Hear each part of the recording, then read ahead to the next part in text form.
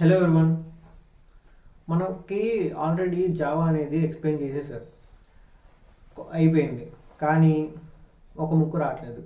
కొత్తగా నేర్చుకుందామన్నా ఒకసారి చదువుతాము, గుర్తుంటుంది, రెండో రోజు మర్చిపోతాము. ఒక కొత్త ఇన్వెన్షన్ ఎప్పుడు వస్తుంది, ఒక కొత్త యూనిక్ అనేది ఎప్పుడు వస్తుంది? ఎందుకంటే దానికి ముందు ఏది డిస్కవర్ చేయనప్పుడు. వీడు యూట్యూబ్ ఛానల్ పెట్టాడు, జావాలో ప్లేలిస్ట్ చెప్తున్నా, చాలామంది చెప్తున్నారు కదా, దీంట్లో ఉన్న స్పెషాలిటీ ఏంటి అని అడుగుతున్నారా? మీ కాలేజ్లో ఫ్యాకల్టీ వస్తారు, జావా చెప్తారు. ఏం చెప్తారు? పీవీటీలు ఉన్నట్టు చెప్తారు. దాని తర్వాత టెస్ట్లు అంటారు, దాని తర్వాత మార్క్స్ అంటారు. దాన్ని బట్టి నీకు జావా వచ్చేసిందని చెప్పేస్తారా?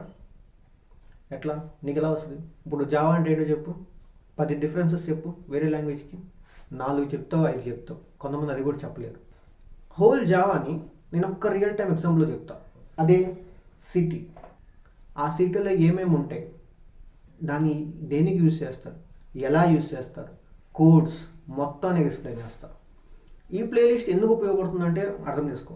ఒకటి, గుర్తుండిపోద్ది. నేను చెప్పే రియల్ టైం ఎగ్జాంపుల్స్ నువ్వు ఎప్పుడు తలుచుకున్న వెంటనే వచ్చేస్తాయి. ఇంకోటి, నీ ఫ్రెండ్స్కి బాగా ఎక్స్ప్లెయిన్ చేయగలుగుతావు.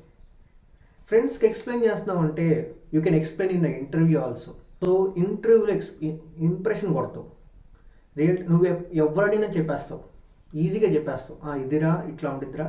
ఈ రియల్ టైం ఎగ్జాంపుల్, ఇప్పుడు ఎన్క్యాప్సులేషన్ అంటే ఏంటి, సెన్సిటివ్ డేటాని ఎలా స్టోర్ చేస్తుంది, ఒక పోలీస్ ఆఫీసరు ఎలా స్టోర్ చేస్తాడు ఎఫ్ఐఆర్ కేసెస్ని, అట్లా. కానీ చాలామంది రియల్ టైం ఎగ్జాంపుల్ అని చెప్పి వేరే వేరే చెప్తారు, నువ్వు ఎన్నని గుర్తుపెట్టుకుంటావు?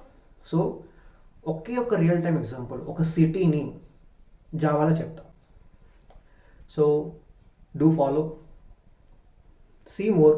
నీకు నచ్చితేనే సబ్స్క్రైబ్ చేయాలి, లేదంటే వదిలేసి. Let's go to the real time Java. Thank you.